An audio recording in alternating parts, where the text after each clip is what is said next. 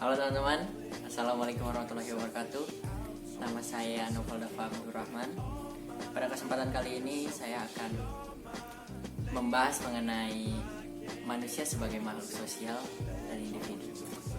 Untuk memenuhi tugas pada unit 2, pendidikan sosial dan budaya, ada beberapa hal yang akan saya bahas.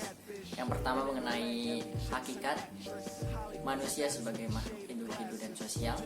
Yang kedua ada peran manusia sebagai makhluk individu dan sosial. Dan yang ketiga dilema antara manusia sebagai makhluk individu dan masyarakat.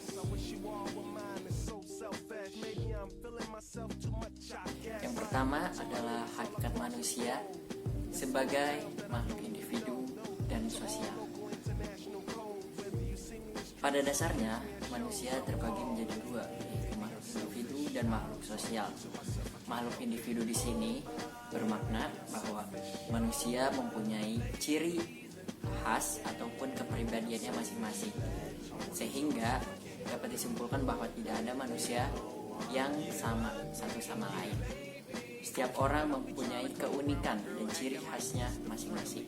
Hal tersebut dipengaruhi oleh 3 hal, yakni oleh individu itu sendiri, yang kedua oleh lingkungan, dan yang ketiga oleh keduanya, makhluk sosial. Sebagai individu, manusia tidak dapat hidup sendiri. Itu artinya bahwa manusia harus selalu bermasyarakat. Itu yang disebut dengan makhluk sosial.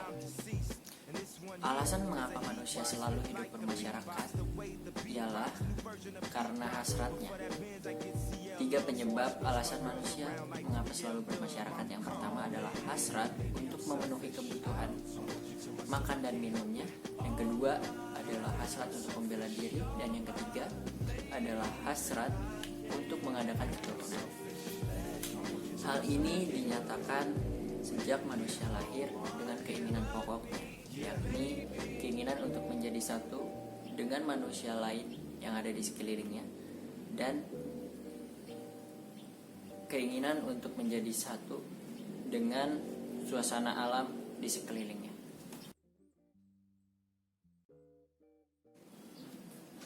Yang kedua adalah peran manusia sebagai makhluk individu dan sosial.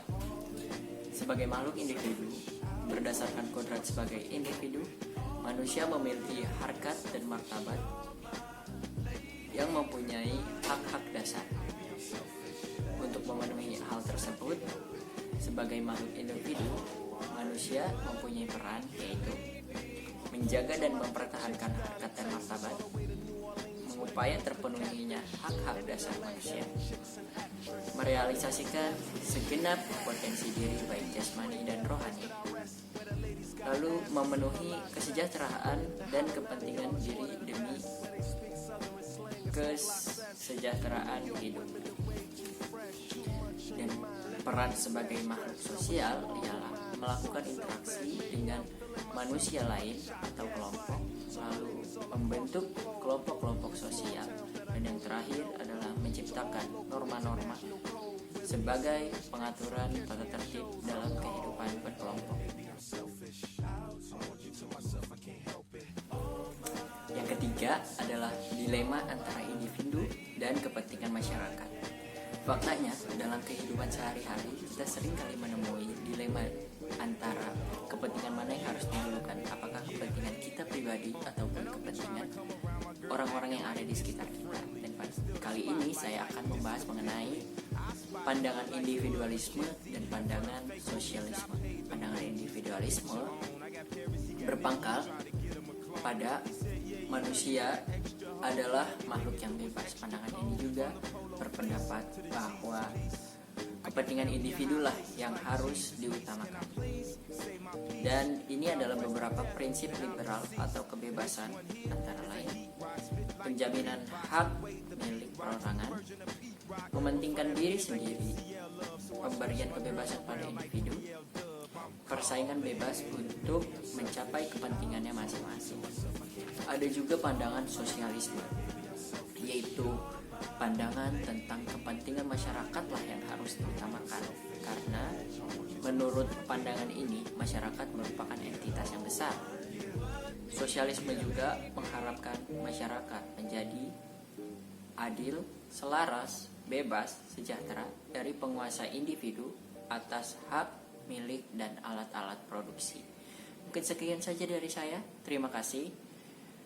Semoga materi ini bisa bermanfaat dan ilmu yang kita dapat bisa menjadi berkah untuk kita semua. Terima kasih. Wassalamualaikum warahmatullahi wabarakatuh.